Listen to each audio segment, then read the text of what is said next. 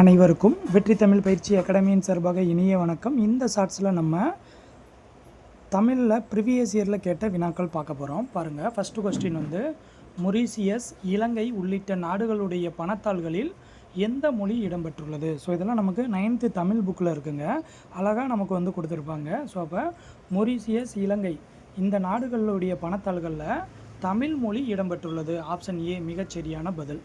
அடுத்தது பாருங்கள், 80 விழுக்காடு அளவுக்கு திராவிட மொழிக்கூறுகளை கொண்டுள்ள ஒரே திராவிட மொழி எது அப்படின்னா தமிழ் தான். இது நம்ம 9th புக்லேயும் இருக்குது, 11th புக்லேயும் இருக்குது, சரிங்களா? ஸோ அப்போ 80 விழுக்காடு அளவுக்கு திராவிட மொழிக்கூறுகளை கொண்டுள்ள ஒரே திராவிட மொழி எது அப்படின்னா நம்ம தமிழ் மொழி தான்.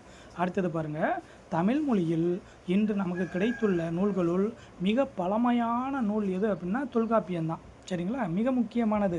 இதை நம்ம தொல்காப்பியம் அப்படின்னு ஹெட்லைன் இருந்தாலே கண்டிப்பாக என்ன பண்ணியிருப்பாங்க, இந்த லைன் கொடுத்துருப்பாங்க.